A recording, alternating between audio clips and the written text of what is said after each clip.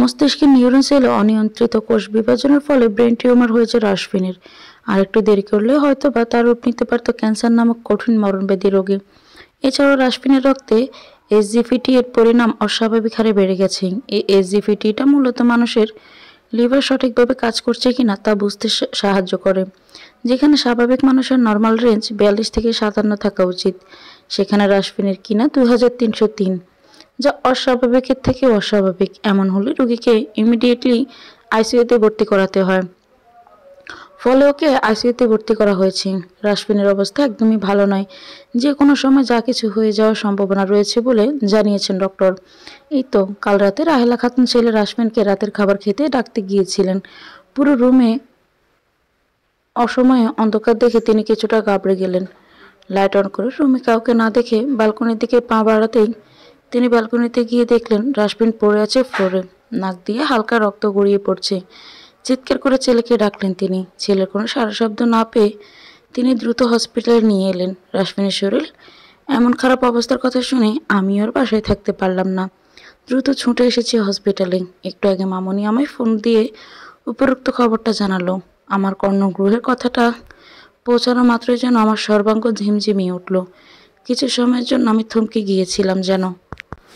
হুঁশ ফিরতে ৭-৫ না ভেবে দৌড়ে ছুটে গেলাম হসপিটালে। মামনি আমায় দেখতেই দৌড়ে এসে জাপটে ধরিয়ে হামা করে কাঁদতে লাগলেন। আমি তাকে কি বলে সান্ত্বনা দেব তার কোনো ভাষা খুঁজে পেলাম না। আমার নিজেরও তো কষ্টে বুকটা ফেটে যাচ্ছে। এই মানুষটাকে ভালোবেসেছিলাম, আমি কখনোই ভাবতে পারিনি রাশফিনের এমন অবস্থা হবে। কেবিনের দরজার ছোট কাঁচের জানালার দিকে তাকাতেই শুধু রাশফিনের মুখটা দেখতে পেলাম। মুখে অক্সিজেন মাস্ক লাগানো, শুধু এতটুকু বুঝতে পারলাম রাশফিনের মুখটা একদম শুকিয়ে গেছে, চোখের নিচে কালি পড়ে গেছে একদম। সে আগের মতো সুন্দর চেহারাটাও আর নেই, ফর্সা মুখখানা একদম কালশিটে হয়ে গেছে। রাশফিনের এমন করুণ অবস্থা দেখি আমার বুকটা ধক করে উঠল। চোখের অবাধ্য অশ্রুগুলো আমার গাল বেয়ে টপ টপ করে পড়তে লাগলো মাটিতে। আমি চাইলেও আমার কান্নাটা থামাতে পারছি না কিছুতেই।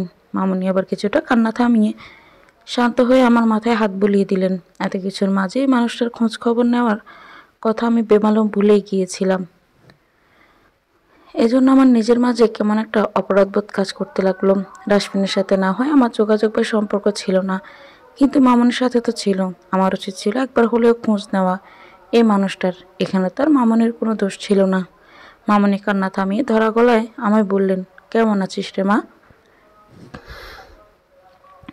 তোকে অনেক মিস করছি এতদিন, একবার তো খোঁজ নিতে পারতিস তুই, বাড়ি তো একবারের জন্য এলি না। আমি চুপ করেই রইলাম। কিছুটা সময় অতিবাহিত হলে আমি একটা দীর্ঘশ্বাস ফেলে বললাম, আছে কোন রকম। আমি আসলে ভুলে গিয়েছিলাম তোমাদের কথা, সরি মামনি। আর আসতাম কোন অধিকারে। আমি থেমে গেলাম, মুখ ফসকে বেরিয়ে যাচ্ছিল কিছু কথা। এই মুহূর্তে কথাগুলো বলা ঠিক হবে না, মামনিকে পরেও বলা যাবে এ ব্যাপারে। তাই চুপ করে গেলাম আমি। ব্রু কুচকায় আমার দিকে তাকিয়ে মামনি বললেন, কি বলতে গিয়ে থেমে গেলি রে তুই? কই কিছু না তো মামনি। আমায় আমতা আমতা করতে দেখে মামনি সন্দেহের দৃষ্টিতে তাকালেন আমার দিকে, যেন আমার কথা তার বিশ্বাসই হচ্ছে না। তিনি বললেন, কিছু তো একটা হয়েছেই, না বললে আমি কীভাবে বুঝবো? সেদিন রাগ করে চলে এলি, বাসায় একবারও গেলি না, ব্যাপার কি বলতো? এই খারাপ সময়ে আমি এই বিষয়ে কোনো কথা বলতে চাচ্ছিলাম না, তবে মামনের জোরাজুরি করাতে কিছু না বলেও পারলাম না। এক নিমিষে যে সব শেষই হয়ে গেল আমার। মামনি, কোন মুখ নিয়ে আর কোন অধিকারে যেতাম আমি তোমাদের বাসায়? মানে কি হয়েছে সব কিছু খুলে বলতো আমায়। তোমার ছেলে আমায় ডিভোর্স দিয়েছে মামনি। কথাটা বলতে বলতে আমি কান্না ভেঙে পড়লাম। রাহেলা খাতুন চমকালেন। তার ছেলে খারাপ আচরণ করেছে এটা ঠিক, কিন্তু তাই বলে ডিভোর্স দিবে এটা কখনোই হতে পারে না। অর্নিশা চলে যাওয়ার পর তিনি ছেলেটাকে যতটুকু পেরেছেন চোখে চোখে রাখার চেষ্টা করেছেন। প্রতি মুহূর্তে নিজের ছেলেটাকে কাঁদতে দেখেন শুধুমাত্র অর্নিশার জন্য। এই তো সেদিনও রাশফিন তার মাকে জড়িয়ে ধরে কেঁদেছিল, অনেক কেঁদেছিল নিজের করা কৃতকর্মের জন্য। বড্ড অনুতপ্ত সে, কিন্তু এগুলো তো আর সজ্ঞানে করেনি। রাশফিন বুঝতে পারে না ওর সাথে হচ্ছেটা কি। তারপরে তো প্রচণ্ড মাথা ব্যথা, অসুস্থ হয়ে পড়ল রাশফিন। আর আজ এই অবস্থা। আমার কথায় ধ্যান ভাঙল মামনির। মামনি আমায় একে একে সব বলতে লাগলেন, ঠিক যা যা রাশফিন বলেছিল রাহেলা খাতুনকে। আমি সব শুনে হতভম্ব হয়ে গেলাম। দপ করে ফ্লোরে বসে পড়লাম আমি। মামনি রাশফিনের ফোনটা বের করে ছবিগুলো দেখালেন আমায়। আমি আরও এক দফা অবাক হলাম। অবাক হয়ে বললাম, এটা তো আনহাফ, আর ওর পাশে মেয়েটা কি? আর এই ছবিগুলো রাশফিনের ফোনে এলো কীভাবে? রাশফিনের ভাষ্য মতে এটা নাকি তুই ছিলি। ইম্পসিবল, আমি এটা কখনোই হতে পারি না। আরে আমার সাথে তো আনহাফের বেশ কয়েক বছর ধরেই কোনো যোগাযোগ ছিল না। আর না আমি কখনো কোথাও এভাবে গিয়েছিলাম ওর সাথে। আর না আমার ফেস বুঝে যাচ্ছে। আমি যে গিয়েছিলাম সেটা আমি নিজেই জানি না। তাহলে আমি এটা হলাম কিভাবে? সব আমার মাথার উপর দিয়ে যাচ্ছে। ছবিতে আমি না হলে এটা কে তাহলে? আমায় কেউ ফাঁসাতে চাইছে না তো? এসব ভাবতে ভাবতে আমি কিছুটা থেমে বললাম, আচ্ছা মামনি, এই ছবিগুলো রাশফিনকে কে দিয়েছে বলো তো? ফারিহা দিয়েছে এই ছবিগুলা। আমার তো মনে হচ্ছে সব কিছুর মূলেই ফারিহাই আছে। তোদের সম্পর্ক ফাটলটে ফারিহাই দড়িয়েছে। আমি হতভম্ব হয়ে রইলাম। ফারিহার জন্যই তবে এত কিছু হলো। এবার কিছুটা পরিষ্কার হলো। তবে সবটা না, এত কষ্ট করে পেলাম আমি যার জন্য, তার জন্য জীবনেই ভালো না হয়। কঠিন শাস্তি পায় যেন ফারিহা। নিজের অজান্তেই ফারিহাকে অভিশাপ দিয়ে বসলাম আমি। আমাদের দুজনের মাঝে পিনপতন নীরবতা বিরাজ করছে। হঠাৎ মামনির ফোন বেজে ওঠায় ধ্যান ভাঙল আমার। ফোন বের করে ফোনের স্ক্রিনের দিকে তাকাতেই বিরক্তির ছাপ মুখে ফুটে উঠল মামনির। বেশ কয়েকবার ফোন বাজার পর বিরক্ত হয়ে ফোন রিসিভ করলেন তিনি। লাউড স্পিকার দেওয়ার কারণে আমার ফোনের অপর পাশ থেকে শুধু শুনতে পেলাম নাফিয়া রহমানের কান্না মিশ্রিত কণ্ঠের করুণ আর্তনাদ। কার অ্যাক্সিডেন্টে শরীরের এক পাশ একদম থেতলে গিয়েছে ফারিহার। মাথাতেও বেশ গুরুতরভাবে আঘাত লেগেছে। একমাত্র মেয়ে এমন রক্তাক্ত থ্যাতলানো শরীর আর এমন করুণ অবস্থা যেন কিছুতেই সহ্য করতে পারছেন না নাফিয়া রহমান। তিনি সেই তখন থেকে চিৎকার করে কেঁদেই চলেছেন। এই তো একটু আগেই ফ্রেন্ডরা মিলে ঘুরতে বেরিয়েছিল। ফিরে আসার সময় আড্ডা দিতে দিতেই গোধূলি লগ্নে বাড়ির উদ্দেশ্যে রওনা দিচ্ছিল ফারিহা আর ওর ফ্রেন্ডরা। তখন কে জানতো যে কিছুক্ষণ বাদেই ওরা পতিত হতে চলেছে দুর্ঘটনার কবলে, যা কিনে কেড়ে নিতে পারে ওদের সুন্দর ভবিষ্যৎ অথবা জীবন, এমনকি হতে পারে মৃত্যু। ফারিহা এক হাতেই গাড়ি ড্রাইভ করছিল আর অন্য হাতে ফোন চালাচ্ছিল। সেই সাথে অন্য দিক ফিরে গল্প করছিল ফ্রেন্ডদের সাথে। এমন সময় হঠাৎ ওদের গাড়ির সামনে আরেকটি গাড়ি চলে আসাতে সজোরে ধাক্কা লাগে। ফলে দুটি গাড়ির সংঘর্ষের ফলে সামনের দিক থেকে দুমড়ে মুচড়ে যায় এবং এক সাইডে কাত হয়ে পড়ে। যে সাইডটা কাত হয়ে পড়েছিল ওই সাইডের ফারিহা ছিল। পরবর্তী ঘটনাস্থলে লোকজন জড়ো হয়ে গেলে গাড়ির ভিতরে সবাইকে টেনে হিঁচড়ে বের করে আনা হয়। ঘটনাস্থলে দুইজন সাথে সাথেই মারা যায় আর ফারিহা সহ ৩-৪ জনকে হসপিটালে আনা হয়। এদের মধ্যে সবচেয়ে বেশি ক্ষতিগ্রস্ত ফারিহা, আর বাকি তুলনামূলক কম ক্ষতিগ্রস্ত হয়েছে। একটু আগে নাফিয়া রহমান মামনিকে ফোন দিয়ে এই খবরটি দিলেন। খবরটা শুনে আমি আর মামনি দুজনেই ছুটে গেলাম রাশফিন যে হসপিটালে, সে হসপিটালের 3rd ফ্লোরে ফারিহা। তাই যেতে খুব বেশি সময় লাগলো না। ফারিহা মানুষ হিসেবে হয়তো অনেক বেশি খারাপ, আমার আর রাশফিনের অনেক ক্ষতি করেছে, কিন্তু তার বিপদের সময় এসব মনে রাখা উচিত না বলে আমি মনে করি। আর তাছাড়া এসব নাফিয়া রহমানের মেন্টালি সাপোর্ট দরকার। তিনিও বা একা একা কীভাবে সামলাবেন সবটা?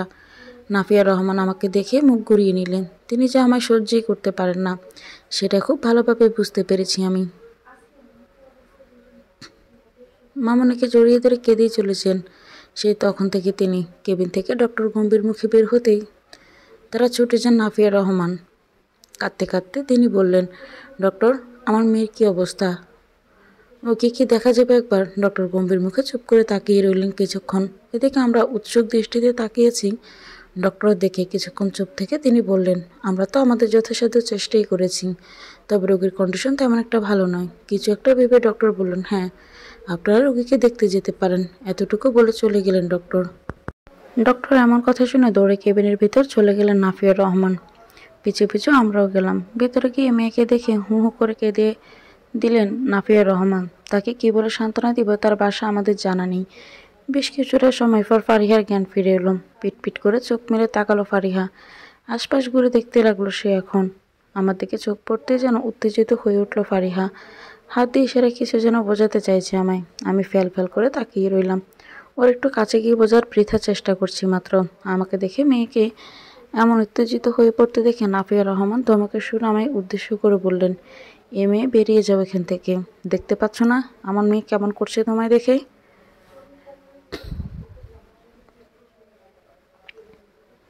এখন যদি ওর কিছু হয়ে যায় তবে তোমায় আমি মেরেই ফেলবো।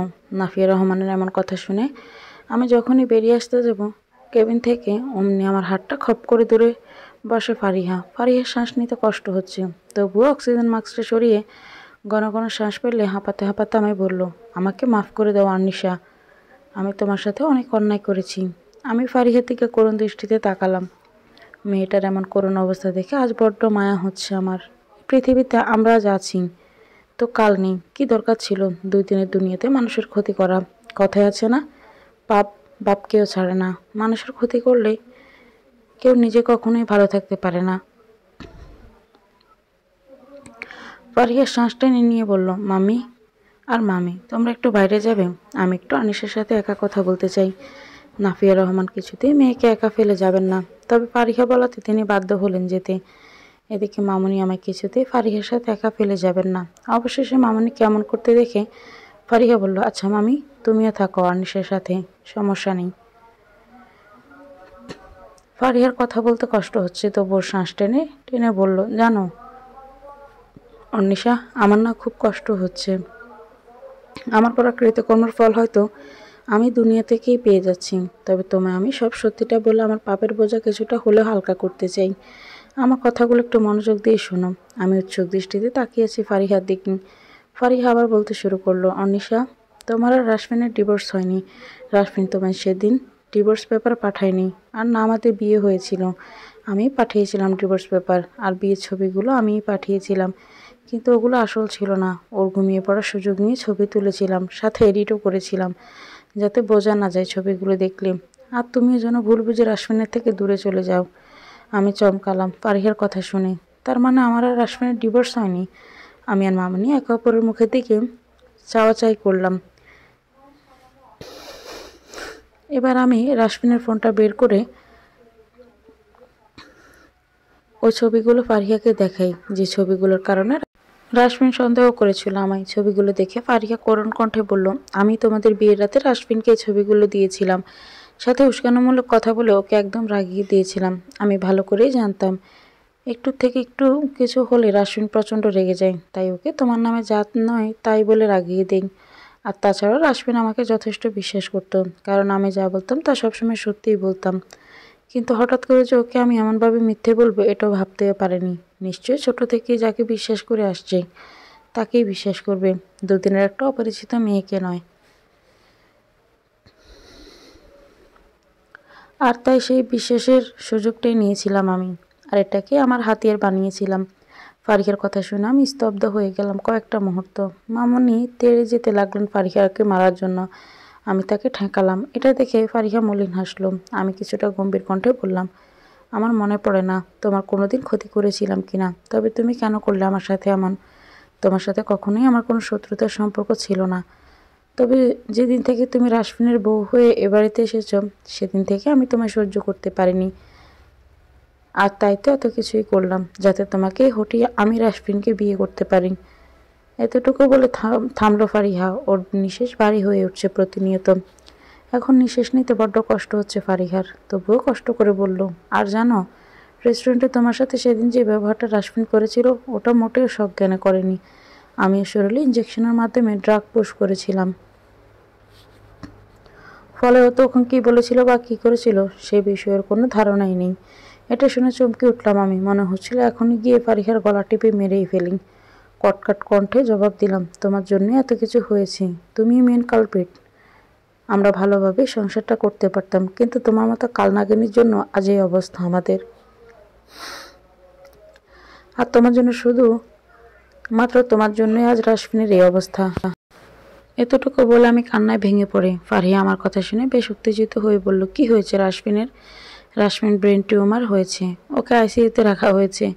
ডক্টর জানিয়েছে রাশমিনের অবস্থা খুব বেশি ভালো নয়, যে কোনো সময় কিছু না কিছু হয়ে যেতে পারে। আর বলতে পারলাম না, এতটুকু বলে থামলাম আমি। আমার কথাটা শুনে এবার নিস্তেজ হয়ে পড়ে ফারিহা। ও চোখ দিয়ে বেয়ে পড়ে কয়েক ফোঁটা নোনা জল। অনেক কষ্ট করে আমার হাতটা জড়িয়ে ধরে শ্বাস টেনে ফারিহা বলল, আমায় মাফ করে দিও অনিশা, যদিও আমি আসলে ক্ষমার অযোগ্য। তুমি রাশমিনকে কখনো ভুল বুঝো না, ও সত্যি অনেক ভালো। আর হ্যাঁ, আমার মায়ের থেকে সাবধান থেকো তুমি, কারণ আমি মারা গেলে আমার মা তোমার অনেক ক্ষতি করার চেষ্টা করবে। কখনোই তোমায় ছাড়বে না আমার মা। আর হ্যাঁ, আমি কিন্তু একা দোষী নই, আমার সাথে তোমার বেস্ট ফ্রেন্ড আহনাফও ছিল। ফারিয়ার মুখে থেকে এমন কথা শুনে আমি যেন থমকে গেলাম। মানে আহনাফ ও ফারিয়ার সাথে জড়িত? আমার বিশ্বাস নিয়ে এতটা ছিনিমিনি খেলতে পারলো কি করে ওরা? যাকে কিনা নিজের বেস্ট ফ্রেন্ড, নিজের ভাইয়ের মতো দেখতাম, সে এমন করে ঠকাতে পারলো আমাকে। ফারিহার ঘন ঘন শ্বাস টেনে বলল, আনিশা ভালো থেকো বোন, তুমি অনেক সুখী হও। আমার হাতে যে আর খুব বেশি সময় নেই। আর শোনো, রাশমিনকে ভুল বুঝে দূরে সরিয়ে দিয়ে নাও, ও তোমায় অনেক ভালোবাসে। আর ওই আহনাফ থেকে দূরে থেকো। রাশমিনকে ড্রাগ দেওয়ায় এটা ওরই প্ল্যান ছিল। রেস্টুরেন্টে তো ওই আর কিছু বলতে পারলো না ফারিহা। ওর প্রচণ্ড রকম শ্বাসকষ্ট হতে থাকে। আমি চিৎকার করে ডক্টরকে ডাকি। ততক্ষণে সব শেষ। ফারিহা মৃত্যুকে আলিঙ্গন করে নিয়েছে। ফারিহা ততক্ষণে পাড়ি জমিয়েছে পরপারে। আমার চোখের সামনে খুব দ্রুতই যেন ঘটে গেল সবকিছু। সবটা যেন দুঃস্বপ্ন মনে হচ্ছে আমার। আজ সবটা ক্লিয়ার হলো। তবে আহনাফ এমন বিশ্বাসঘাতকতা করলো কি করে আমার সাথে? পরপর ঠকিয়ে বেশ কয়েকটা চড় মেরে বসলাম আহনাফকে। গত দুরাত না ঘুমানোর কারণে আমার মাথাটা প্রচণ্ড ব্যথা করছিল। তাই মামুনিকে বলে হসপিটাল থেকে আমার বাসায় চলে গেলাম। ফ্রেশ হয়ে রেস্ট নিয়ে আবার যাব হসপিটালে। বাসায় গিয়ে ফ্রেশ হয়ে যখনই নিজের রুমে এলাম, তখনই আহনাফকে অসময়ে আমার রুমে বসে থাকতে দেখি কিছুটা চমকালাম আমি। সেই সাথে আমার মনে পড়ে গেল ফারিহার বলা শেষ কথাগুলো। মনে পড়তেই যেন ধপ করে মাথায় আগুন ধরে উঠলো আমার। আমাকে দেখে মুচকি হাসলো আহনাফ। আমার দিকে এগিয়ে আসতে আসতে আহনাফ বলে উঠল, কী রে, কী খবর তোর? সরি, এখন তো আর তুই করে বলা যাবে না। আমার উডবি ওয়াইফ বলে কথা, তুমি করে বলতে হবে। কি অবস্থা তোমার? চেহারার এমন হাল করেছো কেন? কি সুন্দর চেহারাটা একদম নষ্ট করে ফেলেছ। থাক, সমস্যা নেই, বিয়ের পর সব ঠিক করে দিব আমি। কথাটা বলে বাঁকা হাসলো আহনাফ। আহনাফের কথা শুনে আমার গা ঘিন ঘিন করে উঠলো। রাগে আমার মাথা ফেটে যাচ্ছে একদম। আমার আরও কাছে এগিয়ে আসতে গেলে আমি আমার রাগটা আর দমিয়ে রাখতে পারলাম না। না পেরে ঠাস করে চড় বসিয়ে দিলাম আহনাফের গালে। রাগান্বিত কণ্ঠে বললাম, লজ্জা করে না তোর অন্যের বউয়ের দিকে খারাপ নজর দিতে, আবার তারই রুমে এসে বসে থাকতে? আমি অন্যের বউ হওয়া সত্ত্বেও তুই কীভাবে পারলি আমায় বিয়ের প্রস্তাব দিতে? আর তারপর আবার আমায় এত নোংরা কথা বলতে? নির্লজ্জ বেহায়া কথাকার, বলে আরও বেশ কয়েকটা থাপ্পড় মারলাম ওকে। এখন আমার সামনে গালে হাত দিয়ে মাথা নিচু করে দাঁড়িয়ে আছে আহনাফ। মুখে যেন কোনো কথা নেই ওর। এদিকে রাগে আমার সারা শরীর যেন জ্বলে যাচ্ছে। একটা মানুষ এতটা নীচ হয় কিভাবে? মানুষের ক্ষতি করতেও যেন ওদের বুক কাঁপে না। আর তো পড়ে রইল বিশ্বাস নিয়ে ছিনিমিনি খেলা। মুহূর্তেই আহনাফের রাগ তত্তর করে বেড়ে গেল। ও কিছুতেই মেনে নিতে পারছে না যে অনিশা ওকে মেরেছে। চোখ তুলে ওর দিকে তাকিয়ে গালা হাত ডলতে ডলতে বলল, বেশ করেছি আমি। তোর আর রাশমিনের তো ডিভোর্স হয়ে গেছে, তাহলে তুই অন্যের বউ হলে কীভাবে? কে বলেছে ওর সাথে আমার ডিভোর্স হয়ে গেছে? আমি এখনও রাশমিনের বউই আছি, ভবিষ্যতেও থাকবো। সব কিছুর মূলে ফারিয়া ছিল। ওই তো মিথ্যে নাটকটা সাজিয়েছিল, চক্রান্ত করেছিল আমাদের বিরুদ্ধে। আর ফারিয়ার সাথে তুইও ছিলি। আমার বলা শেষ উক্ত কথাটি শুনে চমকালো আহনাফ। আমতা আমতা করে বলল, মানে? আমি তো কিছুই জানি না। কি হয়েছে বলতো? ওকে এখন ননস্টপ মিথ্যা অভিনয় করতে দেখে আমার মনে হচ্ছিল ওকে ধাক্কা দিয়ে উপর থেকে ফেলে দিয়ে নিচে। কাটকাট কণ্ঠে বললাম, চুপ কর মিথ্যেবাদী, একদম চুপ। আর একটা মিথ্যে কথাও বলবি না তুই। আমি সবই জানি। কম তো নাটক করলি না, এবার একটু থাম। ক্লান্ত লাগে না তোর এমন নাটক করতে আর মানুষের বিশ্বাস নিয়ে ছিনিমিনি খেলতে?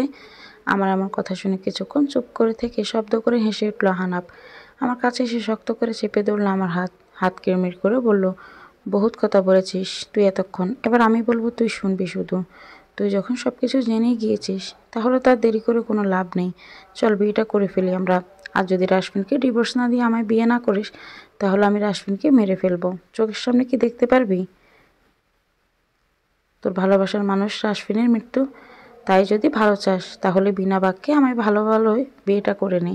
নইলে কিন্তু। আমি চমকালাম, তবে ভয় পাইনি একটুও।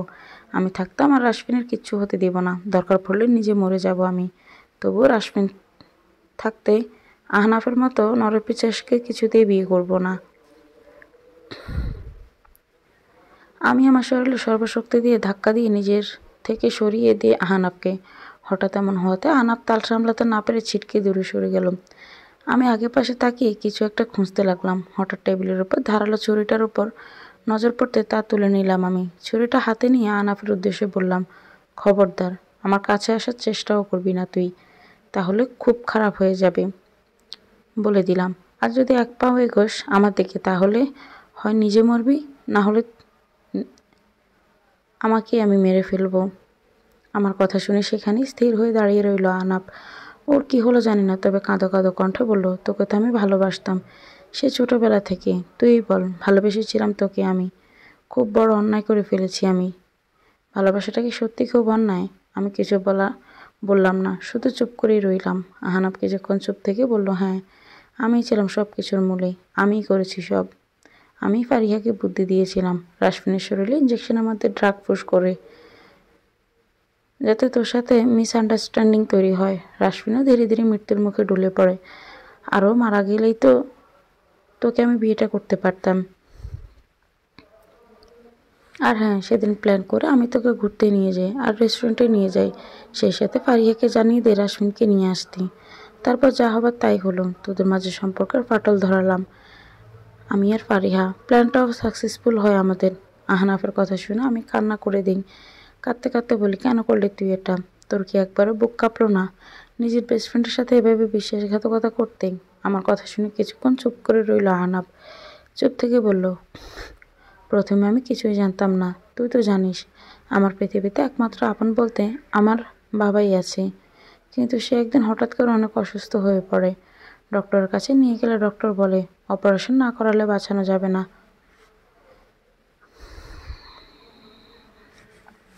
কিন্তু অপারেশন করাতে অনেক টাকা লাগতো। অত টাকা ছিল না আমার কাছে। তখন আমি টাকার জন্য মরিয়া হয়ে উঠি। আর তখনই আমার দেখা হয় ফারিহার সাথে। ফারিহা বলেছিল আমার সব কথা। তখন আমি মোটা অঙ্কের টাকার বিনিময়ে এসব করি। এতটা অধঃপতন হয়েছে তোর আহনাফ? টাকার বিনিময়ে একটা মানুষের সংসার ভাঙবি? ইভেন মানুষ খুন করবি তুই? আরে তোর টাকা লাগলো আমায় বলতি, তোর যত টাকা লাগে আমি দিতাম। কিন্তু তুই কী করলি এটা? ভালোবাসার কারণে মানুষ অন্ধ হয়ে যায়, তখন কি থেকে কি করে বসে কেউই জানে না। আমিও তার ব্যতিক্রম নই। যখন এমনটা সুযোগ পাই তখন আমি আর হাতছাড়া করতে চাইনি। একবার তোকে হারিয়েছিলাম, কিন্তু দ্বিতীয়বার নয়। তোর সাথে কথা বলতে আমার এখন লজ্জা করছে। তোকে আর কতবার বলবো আমি যে ভালোবাসি না তোকে?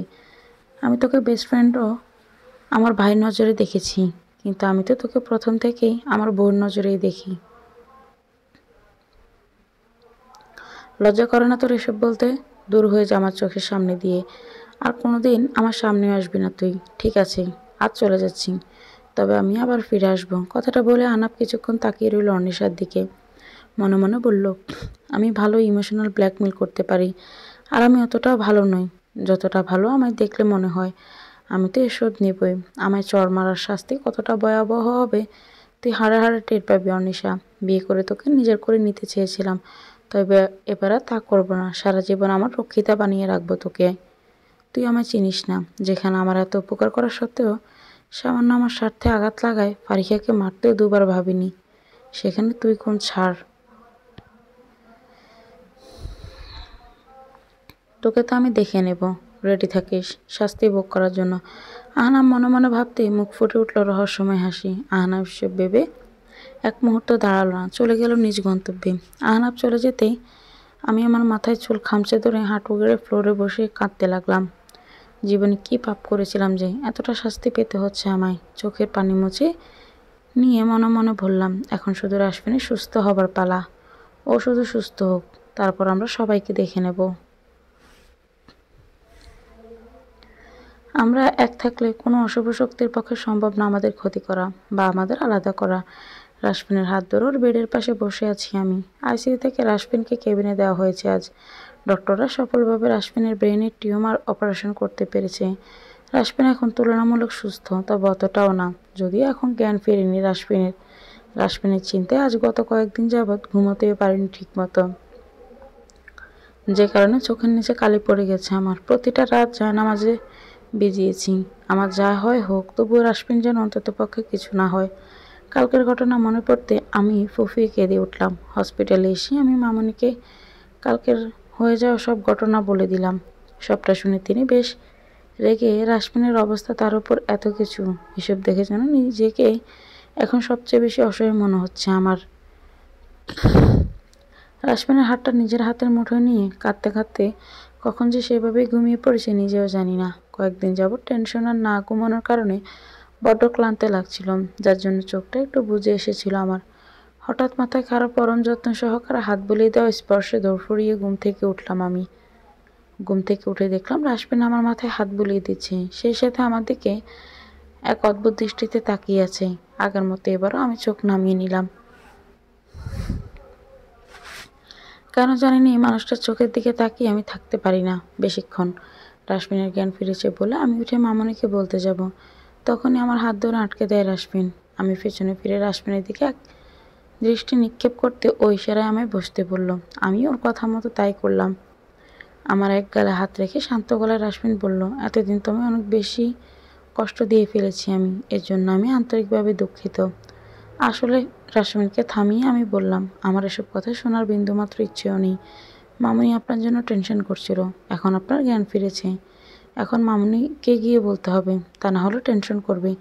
এমনিতে আপনার জন্য অসুস্থ হয়ে পড়েছে মানুষটা, মামুনিকে পরেও বলা যাবে। আগে আমার কথা তো শোনো। আপনার কোনো কথাই শুনতে চাই না আমি। তোমার মনে এত অভিমান জমে আছে বুঝি আমায় নিয়ে। যদিও তোমায় অভিমান করাটা স্বাভাবিক, কিন্তু তুমি কি জানো যতটা কষ্ট পেয়েছিলে তার থেকেও দ্বিগুণ কষ্ট আমি পেয়েছিলাম। আমি কোনো কথা বললাম না, চুপ করে রইলাম। আমায় চুপ থাকতে দেখে রাসমিন আবার বলল, আমি তো ইচ্ছে করে ভুল করিনি অনিশা, আমায় কি মাফ করা যায় না? আমি কি ক্ষমার এতটাই অযোগ্য? রাসমিনের কথা শুনে বাঁকা হাসলাম আমি। মনে মনে বললাম, এত সহজে কিছুই হবে না মিস্টার রাসমিন চৌধুরী। আমি যদি সহজে তোমার কাছে ফিরে যাই তাহলে তুমি আমায় সস্তা মনে করতে পারো।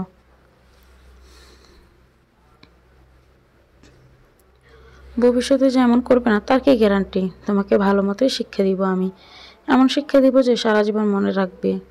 আর কখনো নিজের বউকে রেখে অন্যের কথা বিশ্বাস করবে না, ভুল বুঝে কষ্ট দিবে না।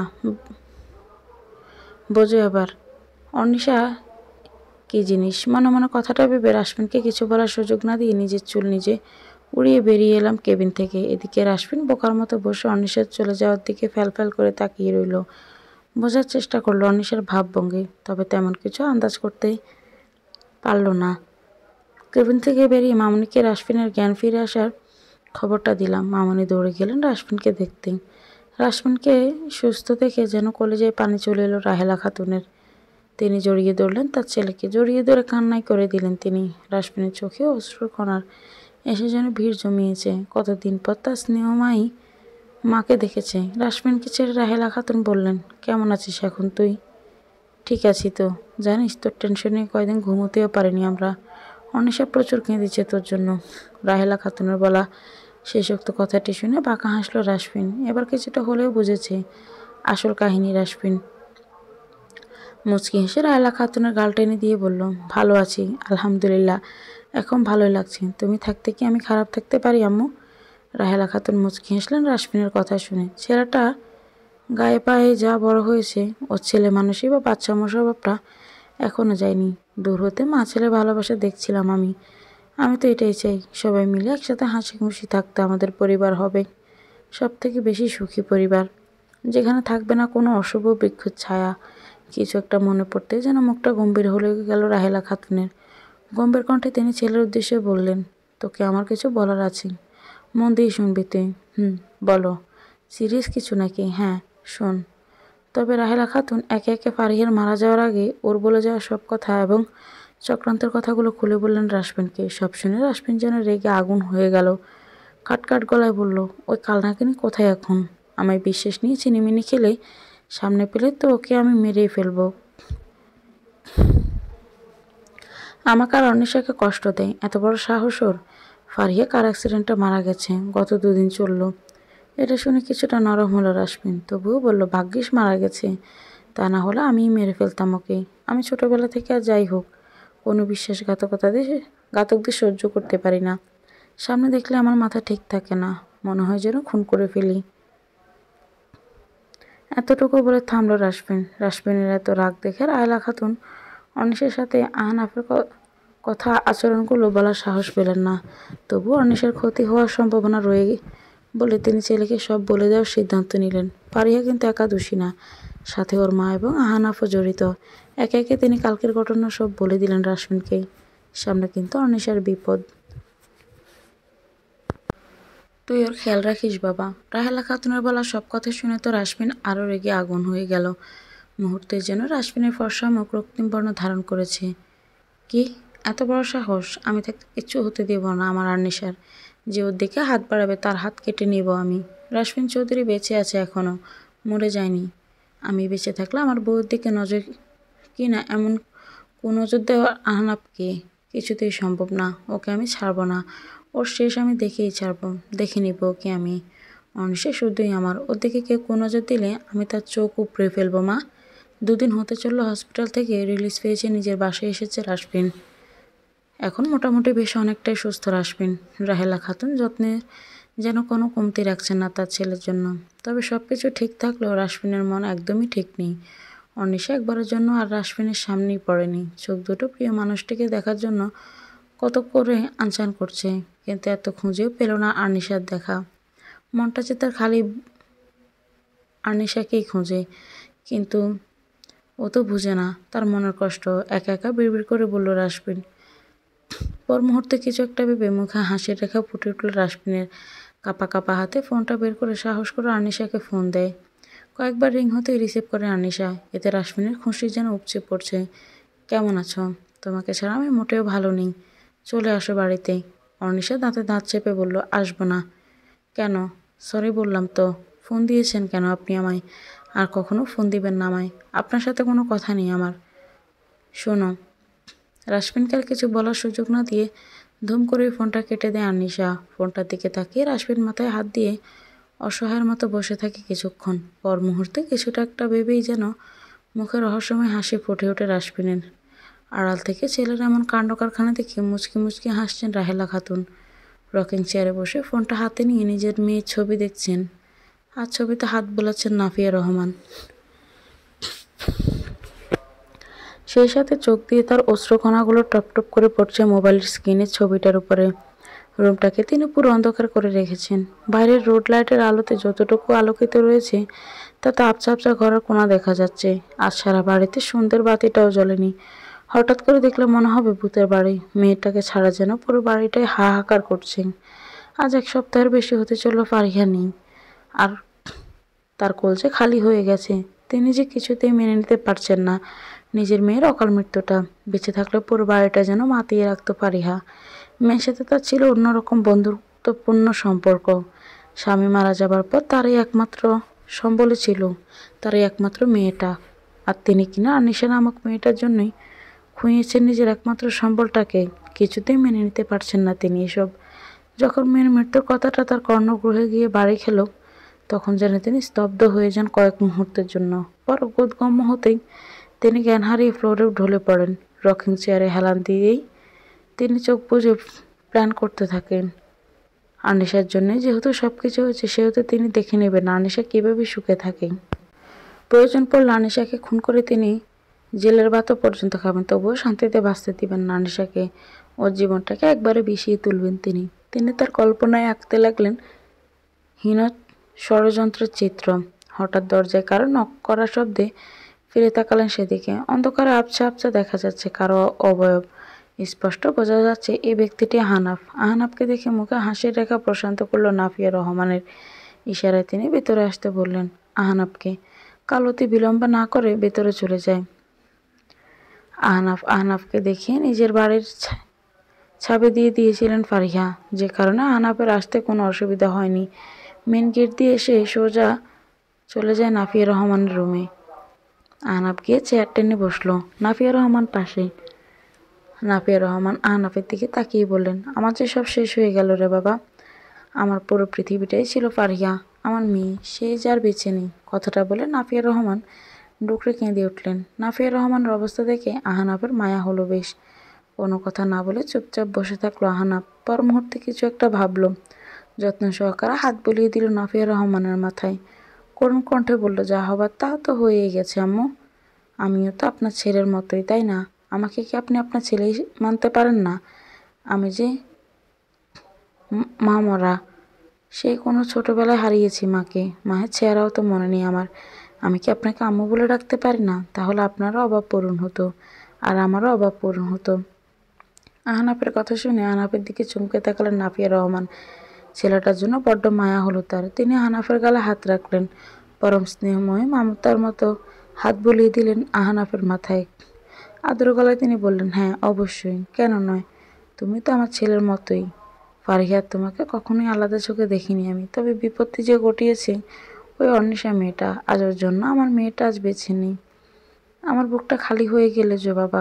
কথাটা বলে কান্নায় ভেঙে পড়লেন তিনি। আহনাফ কটমট করে বলে উঠলেন, যার জন্য আমার বোন মারা গেছে তাকে আমি কিছুতেই ছাড়বো না। মিলিয়ে নেবেন আমার কথা। নাফিয়া রহমান অবাক চোখে তাকালেন আহনাফের দিকে। আহনাফ তা দেখে মুচকি হেসে বলল, আমি জানি আপনি মনে মনে প্ল্যান করছেন অর্নিশাকে মারার জন্য, কিন্তু আপনার কোনো টেনশন করতে হবে না। আপনি নিশ্চিন্তে থাকতে পারেন। আপনার এই অসুস্থ শরীর নিয়ে কিছুই করতে হবে না। যা করার আমিই করব। আপনার ছেলে আহনাফ, জুবাইর, আমি আছি তো নাকি? আহনাফের কথায় আশ্বস্ত হলেন নাফিয়া রহমান। হাঁপ ছেড়ে যেন বাঁচলেন তিনি, কিন্তু কিছু একটা ভাবতেই কেমন যেন সন্দেহ হয় আহনাফকে। তিনি সন্দিহান চিত্তে তাকিয়ে থাকেন কিছুক্ষণ, মনে মনে আওড়ান, ছোটবেলা থেকে যার সাথে এত ঘনিষ্ঠ বন্ধুত্বপূর্ণ সম্পর্ক তাকেই কিনা শাস্তি দিবে আহনাফ? শুধুমাত্র আমাদের সাথে দুদিনের ভালো সম্পর্কের জন্য এমনটা করবে? এরপর কোনো কারণে আমার সাথেও কোনো ঝামেলা বাঁধাতে আমাকেও তো মেরে ফেলতে দুবার ভাববে না হয়তো। পর মুহূর্তে আহনাফের ইনোসেন্ট চেহারা চাহনির দিকে তাকিয়ে তার মনের যেন সব সন্দেহ হাওয়ায় মিলিয়ে গেল এক নিমিষেই। নিজেকে নিজে কয়েক দফা বকা দিলেন, শুধুই এমন নিষ্পাপ ছেলেটাকে কেন সন্দেহ করছেন তিনি। কি একটা মনে করে যেন তিনি নিজের ঘাড়ের চাবিটা দিয়ে দিলেন আহনাফকে। এতে যেন আহনাফের চোখ মুখ খুশিতে চিকচিক করে উঠল। এটাই তো চাচ্ছিল এতক্ষণ ধরে। পরিশ্রম বৃথা যায়নি তবে আহনাফের মুখে ফুটে উঠল রহস্যময় হাসি। ব্ল্যাকমেলটা ভালো মতো করতে পারে সে। এই মুহূর্তে কীভাবে নিজের আয়ত্তে নিয়ে নিল নাফিয়া রহমানকে। নাফিয়া রহমান যদি জানতেন যে তারই একমাত্র মেয়ে ফারিহা তার প্রাপ্য টাকা না দেওয়ার কারণে আহনাফকে মেরে ফেলেছে, তাহলে কি নাফিয়া রহমান এতটা করুণাময়ী হতেন আহনাফের উপরে? যদি জানতেন তাহলে হয়তো আনিশা কেন আহনাফকে কেটে কেটে স্লাইস করে ফেলতেন নাফিয়া রহমান। রাশমিন অ্যাক্সিডেন্ট করেছে যে। অর্নিশার মা, তুই শীঘ্রই বাসায় আয়। আমার ছেলেটার এই হয়ে গেল রে। কান্না মিশ্রিত কণ্ঠে মামুনের এমন বাক্য আমার কর্ণগৃহ বোঝাতে যেন আমি বিলম্ব হয়ে পড়লাম। ধপ করে হাত থেকে ফোনটা পড়ে গেল বিছানার উপর। শূন্য মস্তিষ্কে ছুটে গেলাম রাশমিনের বাসায়। আমি এখন নিজের ভেতরেই নেই যেন। এমনিতে রাশমিন অসুস্থ ছিল, তার উপর আবার অ্যাক্সিডেন্ট করলে কীভাবে, এটাই বুঝতে পারছি না। রাশমিনের অবসর আমি মামুনির কাছ থেকে সবসময় খোঁজ খবর নিতাম রাশমিনের। আর সকাল সকাল ঘুম থেকে উঠে মামুনির কাছ থেকে এমন কথা শুনে ভড়কে গেলাম। কেমন জানি নিজেকে অপরাধী মনে হচ্ছে। রিক্সা থেকে নেমে রিক্সা ভাড়া মিটিয়ে একচন্ডে চলে গেলাম রাশমিনদের বাসায়। রাশমিনের রুমে গিয়ে দেখলাম চোখ বন্ধ করে শুয়ে আছে রাশমিন, মাথায় ব্যান্ডেজ করা আর হাতে বেশ খানিকটা ছিলে গেছে। আমি গুটি গুটি পায়ে এগিয়ে গেলাম রাশমিনের কাছে। ধপ করে বিছানায় ওর পাশে বসে পড়লাম। একটু ঝুঁকিয়ে মাথায় হাত বুলিয়ে দিলাম। ততক্ষণে আমার চোখে পানিতে টলমল করছে। চোখের পানিগুলো টপ টপ করে রাশমিনের মুখের উপর পড়তে পিট পিট করে তাকালো রাশমিন। প্রথমে আমাকে এখানে দেখে বেশ অবাক হলো রাশমিন। কাঁপা কাঁপা হাতে আমার গালে হাত রাখে ওঠার চেষ্টা করে, তবে হাতে ব্যথা থাকায় উঠতে পারছে না। চোখের পানিগুলো মুছে বললাম, অসুস্থ মানুষ শুয়ে আছেন, শুয়ে থাকুন। আপনাকে কেউ উঠে বসতে বলেনি, আর না কোনো ভিআইপি মানুষ যে আপনাকে দেখে উঠে যেতে হবে। আমার কথা শুনে মুচকি হাসলো রাশমিন। রাশমিন কিছুটা অবাকও হলো আনিশার আচরণে। যেখানে রাশমিনকে জমের মতো ভয় পেত, সেখানে রাশমিনের সাথে দ্বিধায় কথা বলছি। এই মেয়ে রাশমিনের ভালো লাগে আনিশাকে। বউ ভাব আছে ভেতরে। এটা ভাবতে হালকা জোরে হেসে ওঠে রাশমিন। রাশমিনকে এভাবে হাসতে দেখে ভ্রু কুঁচকে এলো আমার। হাসি থামিয়ে রাশমিন তাচ্ছিল্যের সুরে বলল, কী গো, কত ফোন করে ডাকলাম তোমায়, কই একবারের জন্য তো আমায় দেখতে এলে না। আজ হঠাৎ কেন এলে? বুঝতে পেরেছি, মরতে বসেছি তাই চোখের জল ফেলতে এসেছে এ বাড়ি। এমন সহানুভূতির প্রয়োজন নেই আমার। যদি এ কারণে এসে থাকো যেতে পারো। কথাটা বলে রাশমিন মলিন হেসে মুখ অন্যদিকে ঘুরিয়ে নিল। আমি আর কি উত্তর দিয়ে ভেবে পেলাম না, কিন্তু বুঝতে পারলাম রাশফিনের কথা। আমি কি তবে রাশফিনের একটু বেশি কষ্ট দিয়ে ফেললাম? রাশফিনের একটা হাত আমার হাতের মুঠোয় নিয়ে করুণ দৃষ্টিতে তাকিয়ে রইলাম ওর দিকে। বলতে অনেক কিছুই চাচ্ছি, তবে মুখ ফুটে বলতে পারছি না কিছু। রাশফিন আমার দিকে জিজ্ঞাসা দৃষ্টিতে তাকিয়ে রইল। উত্তরের আশা না পেয়ে আবারও মুখ ঘুরিয়ে নিল। যে হাতটা ছেলে গেছে তাতে হাত বোলাতে মৃদু চিৎকার করে ওঠে রাশফিন। আমি দ্রুত হাত সরিয়ে নিয়ে বললাম, খুব ব্যথা করছে বুঝি? অ্যাক্সিডেন্ট করলেন কীভাবে? গাড়ি চালাতে গিয়ে আমার সামনে হঠাৎ একটা বাচ্চা চলে আসেন, তাকে বাঁচাতে গিয়ে সব। বুঝলাম, তবে একটু সাবধানে কি চালানো যেত না? আর আপনাকে এই অসুস্থ শরীরে কে আগ বাড়িয়ে বলেছিল বাইরে যেতে? বাইরে না গেলে আমার হয়ে অফিস যেত কে? তুমি? ছুটি নিতেন, এতে কি এমন সমস্যা হয়ে যেত? এমনিতে আপনার টেনশনে ঘুমোতে পারি না, আর তার উপর আবার। আচ্ছা, আপনি বুঝেন না আমি আপনাকে ঠিক কতটা। দুহাত দিয়ে নিজের মুখটা চেপে ধরলাম আমি। রাশফিন ব্রু কুচকে তাকিয়ে বলল, কি বলতে গিয়ে থেমে গেলে? কই কিছু না তো। আমি স্পষ্ট শুনেছি তুমি আমাকে কি যেন একটা বলতে গিয়ে থেমে গেলে। ভয় নেই, বলে ফেলো, শুনি একটু। বললাম তো কিছু বলিনি আমি। রাশফিন ভালোভাবেই বুঝতে পেরেছে আনিশা কী বলতে চায় ওকে। এই মেয়েটার বুক ফাটে তো মুখ ফোটে না, তবুও নিজের নাচর বান্দা। অনিশা মুখ দিয়ে শুনিয়ে ছাড়বে, সেটা আজ না হয় কাল, কিন্তু সে শুনিয়ে ছাড়বে। রাশমিন চোখ বন্ধ রেখে বলল, আমি কোনো কথা বললেই তো তুমি শুনবে না। যদি শুনতে তাহলে একটা কথা বলতাম। কি বলবেন বলুন? আমাদের বাসায় থেকে যাও। আর যদি চলে যাওয়ার জন্য এসে থাকো তাহলে আবারও বলছি, চলে যাও। শুধু শুধু আমার মায়া বাড়িও না, আমার কষ্ট হয় খুব। রাশমিনের কথা শুনে আমার বুকটা ধক করে উঠল। একটুখানি শিক্ষা দিতে গিয়ে মানুষটাকে বেশি কষ্ট দেওয়া হয়ে যাচ্ছে। আমি মনে হয় একটু বেশি বাড়াবাড়ি করে ফেলছি। তবুও নিজেকে শান্ত রেখে বললাম, আজ যেতে হবে। আম্মু আব্বুকে বলে আসিনি আমি, তাই যেতে। তোমার আম্মু আব্বুকে বলা হয়ে গেছে আমার আগে থেকেই। এখন নিশ্চয়ই আর কোনো এক্সকিউজ নেই দেওয়ার মতো। আমি অবাক হয়ে বললাম, কি বলেছেন আম্মুকে? আর আপনি বললেন কিভাবে? আপনি তো। রাশফিন হেসে আমাকে এক টান দিয়ে ওর একদম কাছে নিয়ে এলো। আমি ভড়কে গেলাম। আমাকে চোখ বড় বড় করে ওর দিকে তাকিয়ে থাকতে দেখে রাশফিন হু হু করে হেসে দিল। আরে মিসেস রাশফিন চৌধুরী, আমাকে দেখলে কি আপনার বোকা মনে হয়? বউ না পেয়ে শ্বশুর শাশুড়িকে আমার সব বলা হয়ে গেছে। কি বলেছেন আপনি? আমার কথা শুনে বাঁকা হেসে বলল, অনেক কিছুই বলেছি। আমি তো কাঁচা কাজ করি না, শ্বশুর শাশুড়ি থেকে পার্মানেন্টলি অনুমতি নিয়ে নিয়েছি। নাও, আপনি আমার সাথে থাকতে পারেন জনাবা। এবার বাকিটা আপনার ইচ্ছে। বলেই আমার নাকে নিজের নাকটা ঘষে নিল রাশফিন। আমার আর একটু কাছে আসতেই মামুনির ডাক শুনে রাশফিন ছেড়ে দিল আমায়। আমি ছাড়া পেতে এক ছুটে বাইরে বেরিয়ে এলাম। দরজার কাছে এসে পেছন ফিরে রাশফিনকে বেঞ্চি কাটলাম। যাক বাবা, এই অসভ্য লোকটার হাত থেকে বেঁচে গেলাম। তা না হলে কি না হতো, কি করে বসতো ভাবতে লজ্জায় মনে হচ্ছে মাটির নিচে চলে যাই। এদিকে রাশফিন হেসে গড়াগড়ি খেতে থাকে। যাক, অন্বেষের অভিমান একটু হলেও ভাঙতে পেরেছে। মনে মনে অনেক ধন্যবাদ দিল। ভাগ্যিস অ্যাক্সিডেন্টটা হয়েছিল, তা না হলে অন্বেষা আসতোই না। তবে অ্যাক্সিডেন্টটা খুব বেশি গুরুতর ছিল না, ওই অল্প একটু চোট পেয়েছে আর কি। তবে অন্বেষা নামক মেয়েটার ছোঁয়া পেলে ঠিক হয়ে যাবে সব। এসব ভেবে মুচকি হাসলো রাশফিন। রাতে সবাই মিলে ডাইনিং টেবিলে খেতে বসেছে। এখন মামুনির সাথে কাজে হেল্প করছি। আজ কতদিন পর আবার সাহায্য করছি মামুনিকে, যদিও মামুনি নিষেধ করছে অনেকবার। তবে আমি শুনিনি। রাশফিনের কথা মতো নিজের বাসায় না গিয়ে এখানেই থেকে গেলাম।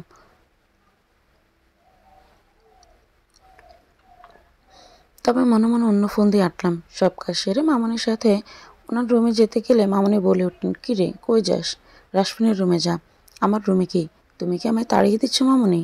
তোমার সাথে কতদিন গল্প করি না, আমি আজ তোমার সাথেই থাকবো। রাশফিনের থেকে বাঁচার জন্যই মূলত মামুনির সাথে থাকবো আমি, এজন্যই তো এই ফোন দিয়ে আটলাম।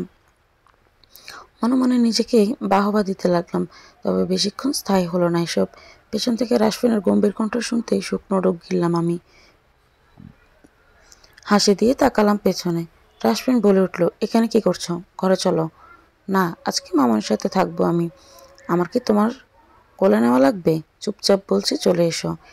এটা বলেই যখন রাশফিন এগিয়ে আসতে নেয় তখনই আমি মামুনির পেছনে গিয়ে লুকিয়ে পড়ি। আমাকে ধরতে আসলে মামুনিকে নিয়ে দ্রুত মামুনির ঘরে ঢুকে দরজা আটকে দিই। হঠাৎ এমন হওয়াতে রাশফিন হতভম্ব হয়ে দাঁড়িয়ে থাকে কিছুক্ষণ। তারপর আবারও রাশফিন বলে ওঠে, তুমি দরজা খুলবে না? এদিকে কিছুতেই আমি আমার হাসি থামাতে পারছি না। বেটাকে ভালো মতোই জব্দ করা গেছে। রাশফিন আবার বলে উঠল, আজকের মতো বেঁচে গেলা, এরপর থেকে কেমনে বাঁচো আমিও দেখে নেব। আজকের মতো ছাড় দিলাম, এরপর থেকে ডিরেক্ট কোলে তুলে নিয়ে আসবো, দেখি কেমনে ছাড় পাও তখন তুমি। বেচারা রাশফিন ভারাক্রান্ত মন নিয়ে নিজের রুমে চলে গেল। বউরা অভাবে কেমন শুকিয়ে যাচ্ছে সে দিন দিন, এ খেয়াল কি কারো আছে? আর ওইদিকে পেতনির মতো হাসছে তার পত্নী। আমি হাসতে হাসতে ক্লান্ত হয়ে পড়লাম। আজ অনেকদিন পর মন খুলে হাসলাম, অবশেষে বেটা জব্দ করলাম। এদিকে রাশফিনের দেওয়া ঠান্ডা থ্রেট আমি আমলেও নিলাম না। আজকে একটা ইম্পর্ট্যান্ট ক্লাস থাকে, বেশ অনেকদিন পর ভার্সিটিতে পা রাখলাম আমি। যদিও রাশফিন আমাকে আজকে কিছুতেই বের হতে দিতে চায়নি। সকাল সকাল এ নিয়ে দু এক পন্থ ঝগড়া হয়ে গেছে আমাদের মাঝে। মামনি বারবার বারণ করেছিল, তবে ইম্পর্ট্যান্ট ক্লাস থাকায় আমি কারোর কথাই শুনিনি। অবশেষে রাশফিন আমার জেদের কাছে হার মেনে আমাকে ভার্সিটিতে পৌঁছে দিতে রাজি হলো। তবে পথিমধ্যে আমার সাথে একটা বাক্য বিনিময় করেনি। কেমন যেন ওর মুখটা অসম্ভব রকম লাল হয়ে আছে। রাশফিন রাগ হয়ে গেলেও চোখ মুখ এমন হয়ে যায়। ভার্সিটির সামনে সে গাড়িটা থামতে আমি দ্রুত নেমে পড়ি। রাশফিন গম্ভীর কণ্ঠে ডেকে ওঠে আমায়। আমি পেছন ফিরে জিজ্ঞাসু দৃষ্টিতে তাকাতেই সে বাজখাই কণ্ঠে বলে উঠল, আমি বারবার করে নিষেধ করেছিলাম বাইরে বেরোতে, কিন্তু তুমি শুনলে না। আজ যদি কোনো অঘটন ঘটে তাহলে তোমার কী অবস্থা করব সেটা কিন্তু আমি নিজেও জানি না।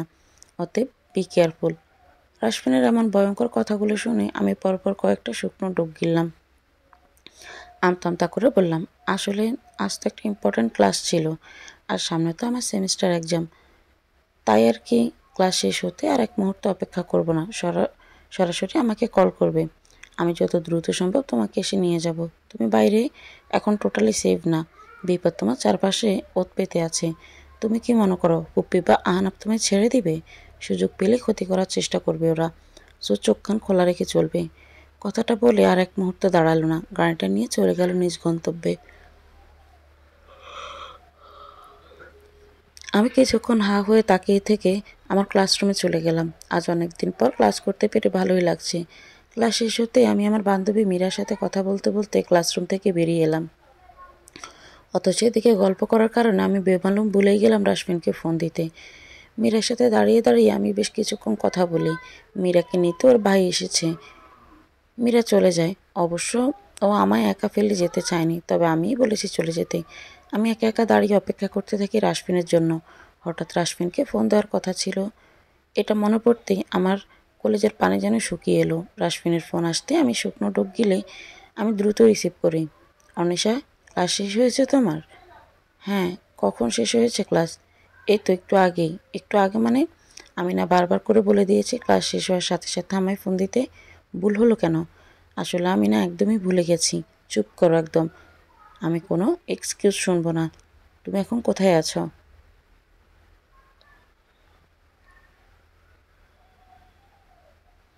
আমার ভার্সিটির গেটের সামনেই। ওখানেই থাকো, আমি আসছি। আর হ্যাঁ, ফোন কেটো না, তুমি লাইনেই থাকো। রাশমিনের কথা শুনে অবাক হলাম, তবে কোনো কথা বাড়ালাম না। ওর কথা মতোই লাইনে থাকলাম। হঠাৎ পেছন থেকে ওনার টান পড়ে পেছনে ঘুরে তাকালাম আমি। তাকাতেই ভড়কে গেলাম কিছুটা। অস্পষ্ট সুরে বললাম, আহনাফ। আহনাফ বাঁকা হাসলো। আমার কাছে এগিয়ে আসতে আসতে বলল, কি ডার্লিং, ভয় পেয়ে গেলে নাকি? ভয়ের কোনো কারণ নেই। আর আমিই তো। আমাকে পেছনে পেঁচাতে দেখে শব্দ করে হেসে উঠল আহনাফ। আমি চেয়েছিলাম সারা জীবনের জন্য তোকে আমার রক্ষিতা বানিয়ে রাখতে, তবে না, আমি তা করব না। আমাকে শুধু আজকে রাতটা দিলেই হবে, বলেই বিশ্রীভাবে হাসতে লাগলো আহনাফ। আমার ঘৃণায় গা ঘিন ঘিন করে উঠল। এর মতো একটা নিকৃষ্ট মানুষকে কিনা আমার সবচেয়ে ভালো ফ্রেন্ড মনে করতাম। এসব ভেবে এখন নিজের প্রতি ঘৃণা হচ্ছে আমার। আমি আহনাফের মতলবটা কিছুটা বুঝতে পেরে ফোনটা অতি সতর্কতাভাবে আড়ালে করে নিয়ে রাখি, সাথে রেকর্ড অপশনও চালু করে রাখি, যাতে করে কিছুতে আহনাফ কিছু বুঝতে না পারে। এদিকে ফোনের অপর পাশ থেকে এসব কিছুই শুনছিল রাশমিন। এবার যেন ওর রক্ত মাথায় উঠে গেল। আহনাফ আরও কাছে এগিয়ে এসে আমার হাত ধরে ফেলে, বিশ্রীভাবে হেসে বলল, এবার কি হবে রে তোর? হিরো তো আর আজ তোকে বাঁচাতে আসতে পারবে না। কথাটা বলেই আমার হাত ধরে টানতে টানতে গাড়ির সামনে এনে জোরে ধাক্কা দিয়ে আমায় গাড়িতে ফেলে দিল। আমি চিৎকার করতে যাব তখনই আমার মুখে একটা কাপড় দিয়ে শক্ত করে বেঁধে দেয়। আমার চোখ দিয়ে টপ টপ করে পানি গড়িয়ে পড়তে থাকে। রাশমিনের কথাটাই শোনা উচিত ছিল আমার, না শুনে চরম ভুল করেছি আমি। আমায় তো বারবার করে নিষেধ করেছিল, কিন্তু আমি শুনিনি। গাড়িটা এসে থামে আহনাফের বাড়ির সামনে। টানতে টানতে আমায় বাড়ির ভিতরে নিয়ে ওর রুমে গিয়ে দরজা আটকে দেয় আহনাফ। মুখ থেকে কাপড়টা সরিয়ে আমায় ধাক্কা দিয়ে ফেলে দেয় আহনাফ। আমি গুটি গুটি মেরে রুমের এক কোণায় গিয়ে বসে থাকি। আহনাফ এগিয়ে আসতে আসতে বলে, এবার কে বাঁচাবে তোকে? আমার হাত থেকে আজকে বাঁচানোর মতো তোকে কেউ নেই। আজ আমি তোকে খুবলে খুবলে খাবো। কেউ আটকাতে পারবে না আজকে। এখন তুই যত পারিস চিল্লা, আমায় ছেড়ে দে। আমি তোর কী ক্ষতি করেছিলাম? আহনাফ শব্দ করে হেসে বলল, রাশফিনের জন্য খুব দরদ না তোর? ওর ভিতর কী এমন আছে যা আমার ভিতরে নেই? ওর জন্যই তো সেদিন থাপ্পড় মেরেছিলি তুই আমায়। তুই কি ভেবেছিস প্রতিশোধ না নিয়ে তোকে আমি এমনি এমনি ছেড়ে দিব? আরও এগিয়ে এসে একটা নেমার ওড়না মাটিতে ফেলে দেয় আহনাফ।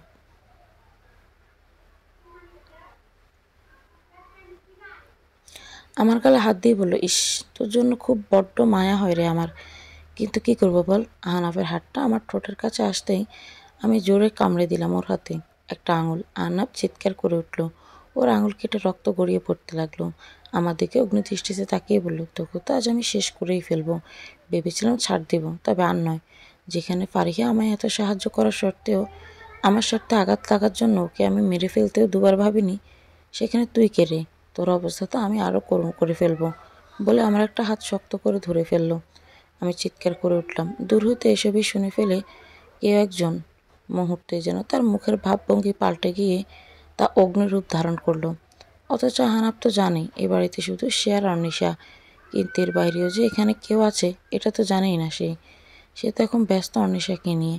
অর্নিশাকে যখন নিজের করে পায়নি তখন সে কারো হতে দেবে না।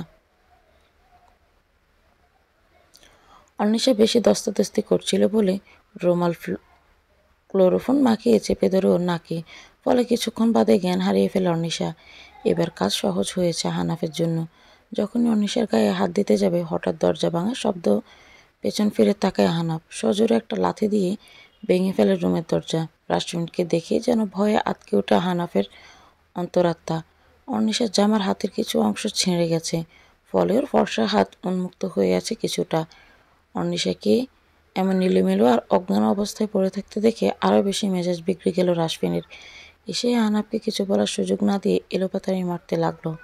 আহনাফ কিছুতেই পেরে উঠতে পারল না রাশফিনের সাথে। আহনাফকে মারতে মারতে ওর গলা চেপে ধরে কটমট করে বলে উঠল, তুই কার দিকে নজর দিয়েছিস? খেয়াল আছে তোর কোনো? শি ইজ মাই অনলি মাই। তুই আমার জানের দিকে নজর দিয়েছিস? তোর সাহস হলো কী করে? আর কি ভেবেছিলি তুই আমার চোখ ফাঁকে দিয়ে আমার বউর গায়ে হাত দিবি? এত বড় স্পর্ধা! আমার চোখ ফাঁকে দেওয়া কি এতই সহজ রে? তোকে তো আজ আমি মেরেই ফেলবো। যে আমার বউর দিকে নজর দেবেন তার চোখ উপড়ে ফেলবো আমি। আর সেখানে কিনা তুই আমার বউয়ের গায়ে হাত দিতে গিয়েছিলি? তোরে হাত ভেঙে গুঁড়ো গুঁড়ো করে দেবো আজ আমি। কথাটা বলে আহনাফকে হাত দিয়ে অনিশের স্পর্শ করেছে সে হাতটা দাঁড়িয়ে লাথি দিয়ে ভেঙে গুঁড়ো গুঁড়ো করে দেয় রাশফিন। আহনাফ চিৎকার করে ওঠে। আহনাফকে লাথি দিতে দিতে একদম রক্তাক্ত করে ফেলে রাশফিন। নিস্তেজ হয়ে পড়ে আহনাফ। রাশফিন ক্ষান্ত হয় কিছুটা, শান্ত হয়ে পড়ে বেশ। অনিশাকে গিয়ে কোলে তুলে নিয়ে চলে যায় নিজ গন্তব্যে। হঠাৎই পেছন থেকে ভেসে আসে পরপর দুটি গুলির আওয়াজ। রক্তের বন্যা বয়ে যায়। এ শব্দের পর আর শোনা যায় না কোনো শব্দ। চারিদিকে চেয়ে যায় আবারও নীরবতা, স্তব্ধতা। নিস্তেজ হয়ে পড়ে সব। পরপর দুটো গুলি করে আহনাফকে মেরে ফেলেন নাফিয়া রহমান। তবুও তার রাগ যেন এখনও উপচে পড়ছে। আহনাফকে মারতে পেরেও যেন ক্ষান্ত হননি তিনি। আহনাফের বাসায় তিনি আহনাফকে না জানিয়ে চলে এসেছিলেন আহনাফকে সারপ্রাইজ দেওয়ার জন্য, কিন্তু তিনি এসে যে নিজেই সারপ্রাইজড হয়ে যাবেন ভাবতেও পারেননি। তার একমাত্র কলেজের টুকরা মেয়েটাকে আহনাফ পেরে ফেলেছে, এটা শুনতেই যেন রাগ তার মাথায় চড়ে বসল। তার মানে এতদিন সে দুধকলা দিয়ে কালসাপ পুষেছে। ভাবতে ঘৃণায় গান গিন গিন করছে তার। পাশে পড়ে থাকা চকচকে ছুরিটা নজরে পড়তে তা হাতে তুলে নেয় তিনি। এলোপাতাড়িভাবে ছুরিটা দিয়ে আঘাত করতে লাগলেন তিনি আহনাফকে। বেশ কিছুটা সময় পর শান্ত হন তিনি। ফ্লোরে বসে রক্তাক্ত হাতের সামনে নিয়ে অজরে কাঁদতে লাগলেন তিনি। এলোমেলো পায়ে কোনো মতে আহনাফের বাড়ি থেকে বেরিয়ে আসেন। তার এখন সবকিছু ফাঁকা ফাঁকা লাগছে। মেয়েটাকে বড্ড মনে পড়ছে তার। সিদ্ধান্ত নিলেন তিনিও আর নিজের জীবন রাখবেন না। তাই তো চলন্ত ট্রেনের সামনে ঝাঁপিয়ে পড়ে নিজের প্রাণটা দিয়েই দিলেন। রক্তের স্রোত বয়ে গেল পিচ ঢালা রাস্তায়। চোখ দুটো তার এখনো খোলা। গড়িয়ে পড়ল দুফোঁটা নোনা জল। ঢলে পড়লেন মৃত্যুর কোলে। মুখের উপর এক জগ পানি ঝটপট ঢেলে দেওয়ায় হচকিয়ে উঠলাম আমি। চোখ মুখ কোনো মতে মুছে সামনে তাকাতে আমার একদম কাছাকাছি রাশমিনকে দেখে আঁতকে উঠলাম। চোখ মুখ অসম্ভব রকম লাল হয়ে আছে রাশমিনের। এই মুহূর্তে এই মানুষটাকে দেখে অসম্ভব রকম ভয় লাগছে আমার। পর মুহূর্তে কিছুক্ষণ আগের কথা মনে পড়তে পরপর কয়েকটা শুকনো ডোক গিললাম। সেই সাথে অবাকও হলাম বেশ। আমাকে উঠতে দেখে শক্ত করে আমায় দুই বাহু চেপে ধরে রাশমিন দাঁতে দাঁত চেপে বলল, তোমার এত বড় সাহস হয় কি করে? আমি বারণ করা সত্ত্বেও তুমি বাইরে বের হও। কি বলেছিলাম মনে আছে? কোনো অঘটন ঘটলে তোমার কি হাল করব বলেছিলাম? আমি আঁতকে উঠলাম। সেই সাথে হাতে প্রচণ্ড ব্যথাও করছে। অস্পষ্ট সুরে বললাম, হাতটা ছেড়ে দিন না, ব্যথা লাগছে তো। লাগুক ব্যথা। ব্যথায় দেওয়ার জন্যই ধরেছি হাতটা। এমন কেন করেছেন? আমি কি করেছি? লাগছে তো, ছাড়ুন না। আমার কথা শুনে যেন আরও জোরে জোরে চেপে ধরলো হাতটা রাশমিন। আমি ব্যথায় কেঁদে উঠলাম। রাশমিনের আগের তুলনায় আরও জোরে ধমক দিয়ে আমার দুই বাহু জাঁকিয়ে বলল, আজ তোমার সাথে কি হতে যাচ্ছিল কোনো খেয়াল আছে তোমার? তোমার লোকেশন ট্র্যাক করে সময় মতো আমি ওখানে না গেলে তোমার আর আজ বেঁচে ফিরে আসা হতো না। নিজের সম্বল বিলিয়ে দিয়ে আসতে হতো বলে হতো ওই আহনাফের হাতে। আর এইসব হয়েছে তোমার করা ভুলের জন্য। এই ভুলের মাসুলও দিতে হবে তোমাকে। আমি আবার শব্দ করে কেঁদে উঠলাম। ইতিমধ্যে আমার দু হাতে ব্যথায় লাল বর্ণ ধারণ করেছে। যেন এটা দেখে রাশমিন দ্রুত ছেড়ে দেয় আমায়। অন্যদিকে ঘুরে শ্বাস টেনে টেনে নিজের রাগ কমানোর চেষ্টা করছে। কান্না মিশ্রিত কণ্ঠে বললাম, আমি কি জানতাম নাকি যে ওখানে আহনাফ আসবে? ও তো আমার ভার্সিটিতে পড়ে না। আমি কীভাবে বুঝবো? তুমি কিছুই বুঝো না, ছোট বাচ্চা তো। তাই সব আমাকেই বুঝিয়ে দিতে হবে। আমি কতবার করে বলেছিলাম, খেয়াল আছে কোনো? আপনি এমন করছেন কেন? সামান্য মনে হয় তোমার কাছে? তোমাকে কেন ভেবে স্পর্শ করতে গিয়েছিল আহনাফ? আমি মেয়ের হাত ভেঙে গুঁড়ো গুঁড়ো করে দিয়েছি। ওর সাহস হয় কীভাবে আমার বউয়ের গায়ে হাত দেওয়ার? তুমি শুধুই আমার। তোমাকে স্পর্শ করার অধিকার শুধুমাত্র আমার আছে, অন্য কারো নয়। রাশমিনের কথা শুনে মৃদু হাসলাম। বড্ড হিংসুটে তো লোকটা। আমি হাতটা দেখে কঠিন চোখে তাকায় রাশমিন। আমার হাসির জন্য আপনি হাওয়ায় ঘায়েল হয়ে গেল। এই মানুষটা আমি এত ভালোবাসে এটা ভাবতেই মনের মাঝে ভালো লাগা কাজ করে। খুশিতে ইচ্ছে করছে যেন গাল দুটো টেনে দেই, কিন্তু এত বড় দুঃসাহস নেই আমার। রাশমিন গম্ভীর কণ্ঠে বলে উঠল, এখানে এখনো বসে বসে এত কী ভাবছ? আমার চোখের সামনে দিয়ে চলে যাও। রাশমিনের কথা শুনে বাধ্য মেয়ের মতো রুমের বাইরে পা রাখতে নিলেই হ্যাঁচকা টান দিয়ে নিজের সাথে আমি মিশিয়ে নিল রাশমিন। হঠাৎ এমন হওয়াতে আমি ভড়কে গেলাম। আমার চোখ বড় বড় করে তাকিয়ে দেখতে দেখে বাঁকা হাসলো রাশমিন। ভালো কথা তো শোনো না, সে চলে যেতে বললাম অমনি এক কথায় চলে যেতে চাইছো। তুমি সবসময় আমার থেকে পালিয়ে বেড়াও কেন? আমায় যেতে যেতে বললেন তাই তো। আমি পারমিশন ছাড়া এ ঘরের বাইরে এক পাও রাখবে না তুমি, বুঝেছ? আপনি তো বললেন। চুপ একদম, কোনো কথা নয়। এখন তোমার শাস্তি দিব আমি। কী শাস্তি? রাশমিন দুষ্ণ হেসে বলল, দেওয়ার সময় দেখতে পাবে কী শাস্তি দিই আমি। বলে আমার আরও কাছে চলে এলো রাশমিন। এতক্ষণে আমার দেয়ালে পেট ঠেকে গেছে। আমি কিছু বুঝে ওঠার আগে হঠাৎ রাশমিন এগিয়ে আসতে আসতে আমার ঠোঁটজোড়া নিজের দখলে নিয়ে নিল। মিনিট পাঁচেক পর ছেড়ে দিল আমায়। আমি তখনও চোখ বড় বড় করে তাকিয়েছি, জোরে জোরে শ্বাস নিচ্ছি। এটুকু সময়ের জন্য মনে হচ্ছিল আমার শ্বাস আটকে গিয়েছিল। এখন আমার হৃৎপিণ্ড কেউ যেন হাতুড়ি দিয়ে পেটাচ্ছে এমন মনে হচ্ছে। রাশমিন আমার আরও কাছে আসতে যাবে তখনই মামনির ডাক পড়ে। আমরা দুজনেই হাঁপাচ্ছি এখনও। রাশমিন বলল, এখনের মতো বেঁচে গেলা, কিন্তু রাতে আমার কাছে থেকে কীভাবে ছাড় পাবো সেটাও দেখব আমি। আজকে কোনো বাহানায় কাজ হবে না। না আসতে চাইলে কোলে করে তুলে নিয়ে আসবো। কথাটা বলে হনহন করে চলে যায় রাশমিন। আমি ঠায় দাঁড়িয়ে থাকি হতভম্বের ন্যায়। রাতের খাবার শেষ করে মামুনির হাতে হাতে সব কাজ করে গুছিয়ে দিয়ে আজকেও কালকের মতো মামুনির রুমের দিকে পা বাড়ালাম। উদ্দেশ্য রাশমিন থেকে নিজেকে দূরে রাখা। এই মানুষটার কাছে গেলে আমার দম বন্ধ হয়ে আসে। তাই যেভাবেই হোক সেই কাজ। যখনই মামুনির রুমে গিয়ে দরজা আটকাতে যাব অমনি আমায় হ্যাঁচকে টান দিয়ে একেবারে কোলে তুলে নেয় রাশমিন। আমি ওর এমন কাণ্ড হকচকিয়ে উঠি। এদিকে মামুনি আমাদের কাণ্ড কারখানা দেখে হেসে ফেলেন। আর এদিকে আমি লজ্জায় লাল, নীল, বেগুনি, কমলা, গোলাপি হয়ে যাচ্ছি। ইচ্ছে করছে মাটির অতলে গভীরে চলে যাই। রাশমিন কোনো কথা না বলে আমায় কোলে তুলে নিয়ে নিজের রুমে গিয়ে দরজা দিয়ে দেয়। এদিকে রাহেলা খাতুন মুচকি হাসেন, মনে মনে বললেন, যাক, ছেলেটা তবে ওর বাবার মতো অমানুষই হয়নি। একদম বউ পাগল আমার ছেলেটা। এভাবেই সুখে থাকুক আমার ছেলে মেয়েটা। সুখেতে খুশিতে ওনার চোখ দিয়ে অশ্রু গড়িয়ে পড়ে। তিনি নিজেকে এখন গর্বিত মনে করছেন। সত্যিই তিনি কোনো ভুল করেননি রাশমিনের সাথে অনিশের বিয়েটা দিয়ে। আমাকে বিছানায় বসিয়ে লাইট অফ করে দেয় রাশমিন। ধীরে ধীরে আমার কাছে এগিয়ে আসতে থাকে। আমার নিঃশ্বাস ঘন হয়ে আসতে থাকে। এখন শুধু দুটি মানুষের স্পন্দন আর নিঃশ্বাসের শব্দই পাওয়া যাচ্ছে। ভালোবাসাময় রাত্রে উপভোগ করতে থাকে ওরা দুজনেই এখন ব্যস্ত ওদের ভালোবাসার বিনিময়ে। রাশমিনের কাঁধে মাথা রেখে চাঁদায় বসে আছি। আকাশের মস্ত বড় থালার মতো চাঁদ উঠেছে আজ। রাতের আকাশের অসংখ্য তারারা মিটমিট করে জ্বলছে। বারবার মিষ্টি বাতাস এসে আমার চুলগুলো উড়িয়ে দিচ্ছে। রাশমিন আমার চুলে মুখে গুজে তার ঘ্রাণ নিচ্ছে। পাশে থাকা গোলাপ গাছটা থেকে একটা সুন্দর গোলাপ ছেড়ে আমার কানে গুজে দিল। এক নজরে তাকিয়ে রাশমিনকে বলে উঠল, মাশাল্লাহ বউ, তোমায় অনেক সুন্দর লাগে। বারবার তোমার মাঝে হারিয়ে যেতে ইচ্ছে করে আমার। লজ্জায় আমার মাথা নুয়ে পড়ল। কিছুক্ষণ আগের কথা মনে পড়তে আরও বেশি লজ্জা এসে ঘিরে ধরল আমায়। আমার এই অবস্থা বুঝতে পেরে মুচকি হেসে আমার কপালে ভালোবাসার পরশ এঁকে দিয়ে রাশমিন বলে উঠল, মনের সুপ্ত কোণে এতদিন ধরে জমিয়ে রেখেছিলাম ভালোবাসা, শুধুমাত্র তোমার জন্য। ভেবেছিলাম তোমায় হয়তো কখনো বলা হবে না ভালোবাসি তোমায়। আমার ভালোবাসা হয়তো আড়ালেই রয়ে যাবে। তবে না, আমি আজ আমার ভালোবাসা প্রকাশ করতে পেরেছি, উপহার দিতে পেরেছি ভালোবাসাময় রাত। বড্ড ভালোবাসি তোমায় প্রিয়তমা।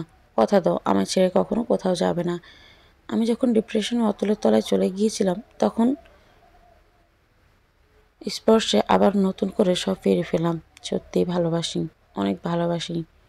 রাশমিনের কথা শুনে আমি ওকে জড়িয়ে ধরি। আলতো হেসে আমার মাথায় হাত বুলিয়ে দিয়ে চুলে বিলি কেটে দিতে রাশমিন আমি ওর কানের কাছে মুখ নিয়ে ফিসফিস করে বললাম, আমিও আপনাকে বড্ড ভালোবাসি মিস্টার রাশমিন চৌধুরী। রাশমিন বিজয়ের হাসি হাসল। আমার মুখ থেকে প্রথম ভালোবাসি শব্দটা শুনে আনন্দে শক্ত করে জড়িয়ে ধরল আমায় রাশমিন। আমিও শক্ত করে জড়িয়ে ধরি রাশমিনকে। বড্ড ভালোবাসি এই মানুষটাকে। আমার আড়ালে থাকা ভালোবাসাটা প্রকাশ করতে পেরেছি আজ। আজ থেকে আমায় বলতে হবে না আড়ালে ভালোবাসি তোমায়। মনের সুপ্ত অনুভূতিটা যে আজ প্রকাশ করতে সক্ষম হয়েছি আমরা। আমার স্মৃতির পাতায় আজীবন গেঁথে থাকবে আমাদের ভালোবাসাময় রাত্রির কথা।